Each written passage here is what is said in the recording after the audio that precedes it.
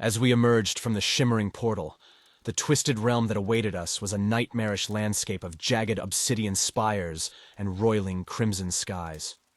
The air hung thick with the stench of decay and despair, and every step we took seemed to echo with the anguished cries of the damned. I tightened my grip on my blade, the runes etched into its surface pulsing with an unholy red light.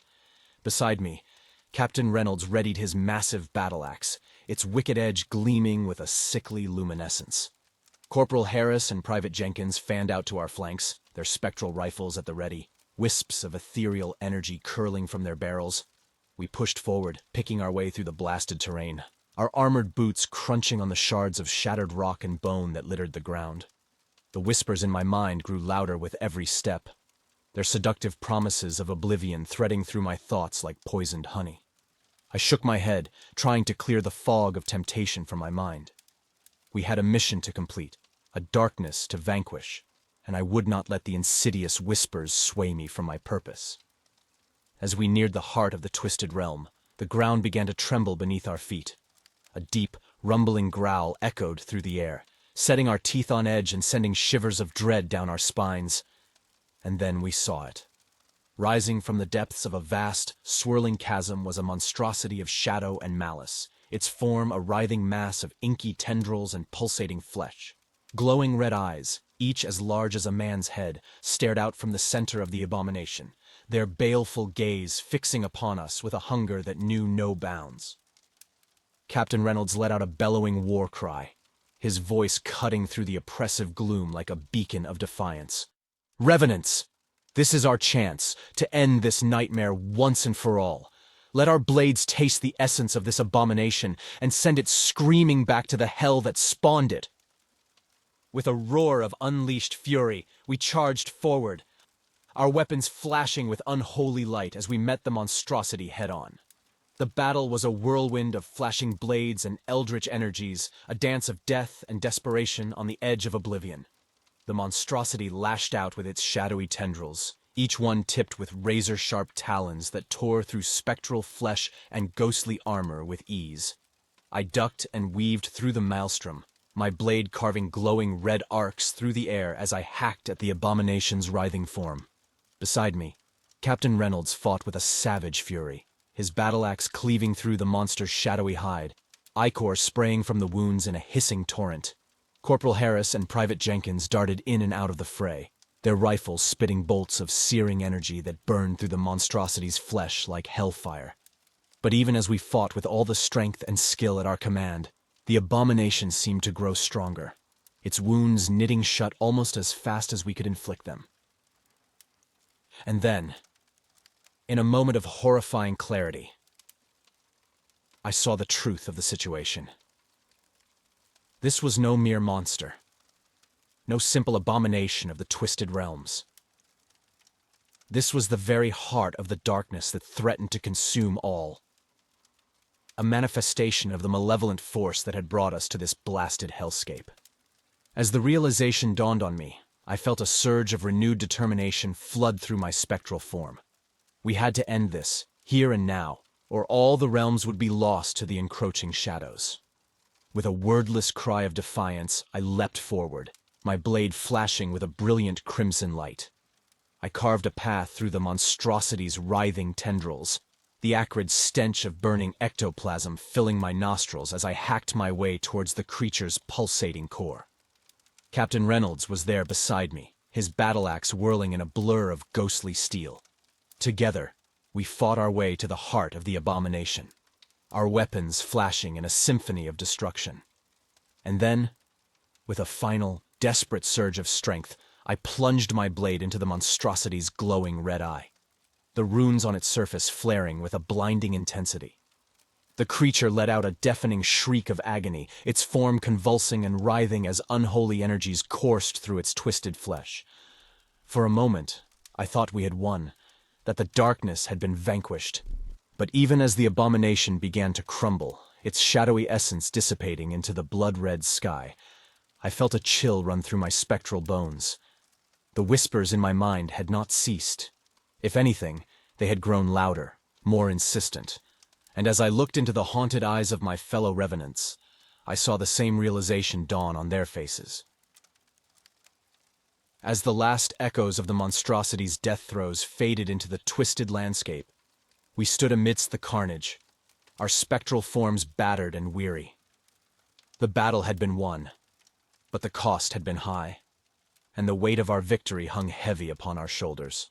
I surveyed the scene, taking in the shattered remnants of the abomination's corpse, the ichor-stained ground, and the haunted expressions on my comrades' faces. Captain Reynolds leaned heavily on his battle-axe, his armor rent and torn, wisps of ethereal essence leaking from the wounds. Corporal Harris and Private Jenkins stood nearby, their rifles still smoking, their eyes hollow with the horrors they had witnessed. But even as we caught our breath, the whispers in my mind grew louder, more insistent. They spoke of the futility of our struggle, the inevitability of our defeat. They promised release, oblivion, an end to the endless cycle of pain and torment. I shook my head, trying to clear the fog of despair from my thoughts. We had come too far, sacrificed too much, to give in now. But as I looked into the eyes of my fellow revenants, I saw the same struggle reflected in their haunted gazes. "We can't let it end like this," I said, my voice raw and ragged. "We fought too hard, lost too much, to let the darkness win." Captain Reynolds nodded, his jaw clenched tight. "Agreed, but the price of victory is high, and we've paid it in blood and soul. The question is, what do we do now?" It was a question that hung heavy in the air, a weight that pressed down upon us like a physical force. We had been resurrected to fight the darkness, to protect the realms from the encroaching shadows. But now, with the heart of the darkness vanquished, what purpose did we serve? As if in answer to our unspoken doubts, a shimmering portal opened before us, its surface rippling with eldritch energies. From its depths, the hooded figure emerged, its skeletal form cloaked in shadows. "You have done well, my revenants," it rasped, its voice like the scrape of bone on stone. "The heart of the darkness has been vanquished, and the realms are safe. For now." "But the whispers," I said, my voice trailing off as the insidious thoughts clawed at the edges of my mind.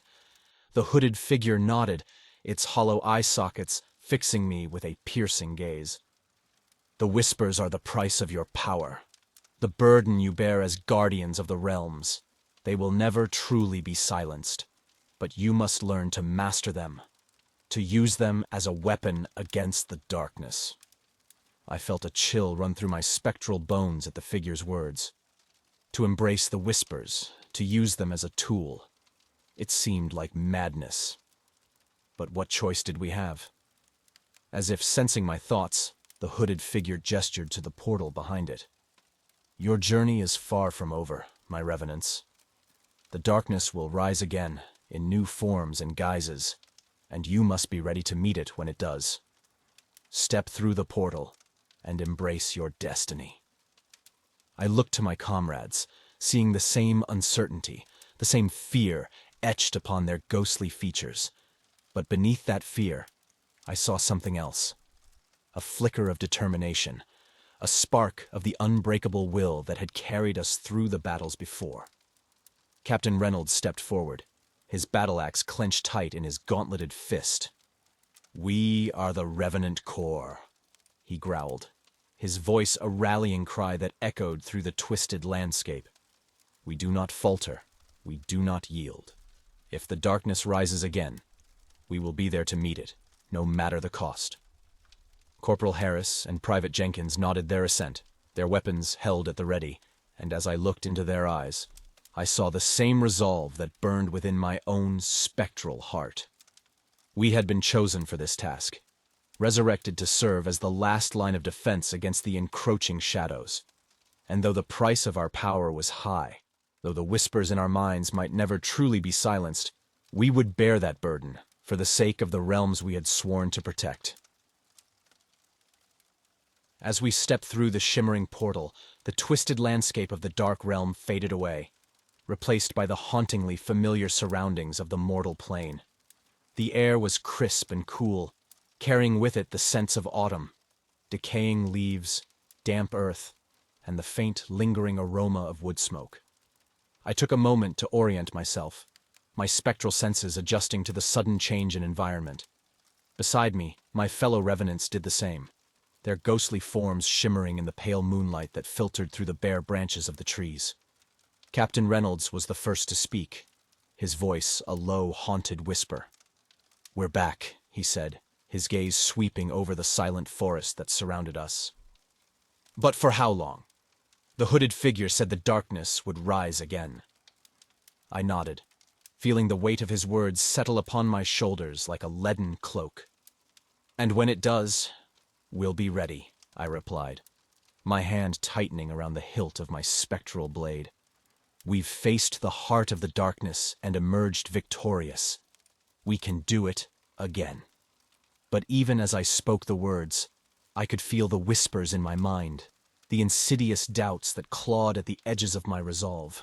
The price of our victory had been high, and the scars it had left upon our souls would not soon fade. Corporal Harris stepped forward, her ghostly rifle cradled in her arms.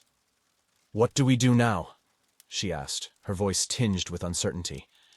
"We can't just go back to our old lives, not after everything we've seen, everything we've been through." Private Jenkins nodded in agreement, his spectral form flickering in the moonlight. "We're not the same as we were before," he said, his eyes haunted by the memories of the battles we had fought. "We've been changed, transformed by the power that flows through us. We have a purpose now, a duty to fulfill."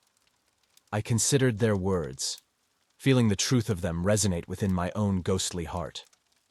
We were no longer the same soldiers we had been in life, no longer bound by the limitations of mortal flesh and bone. We were something more, something greater, and something infinitely more dangerous. As if sensing my thoughts, Captain Reynolds turned to face me, his spectral form towering over my own.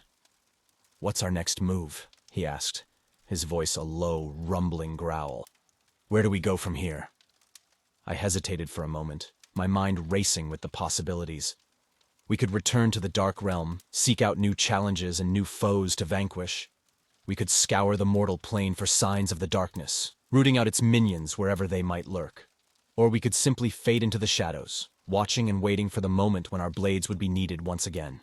But even as I contemplated our options, I felt a strange sensation tugging at the edges of my consciousness, a subtle shift in the fabric of reality that set my spectral senses on edge. It was a feeling I had experienced before, in the moments before the heart of the darkness had revealed itself, and it filled me with a sense of both dread and anticipation. "I don't know," I admitted, my voice a hushed whisper in the stillness of the forest. "But I do know this. Our journey is far from over. The darkness may have been defeated for now, but it will rise again in new forms and new guises. And when it does, we will be there to meet it." Captain Reynolds nodded, his spectral form shimmering with an otherworldly light. "Then let us make a pact," he said, his voice ringing out through the silent woods. "Let us swear an oath to stand together against the darkness, no matter the cost, to be the guardians of the realms, the last line of defense against the encroaching shadows." Corporal Harris and Private Jenkins stepped forward, their ghostly forms standing tall and proud beside our captain. And as I looked into their eyes, I saw the same determination, the same unwavering resolve that burned within my own spectral heart. Together, we spoke the words of the oath, our voices rising in a chorus of ghostly power. "We are the Revenant Corps, the guardians of the realms. We stand between the light and the darkness, the living and the dead. Our blades are unbreakable, our resolve unwavering. We will fight until the last shadow is banished, until the last soul is saved. For we are the last line of defense, the eternal vigil against the night."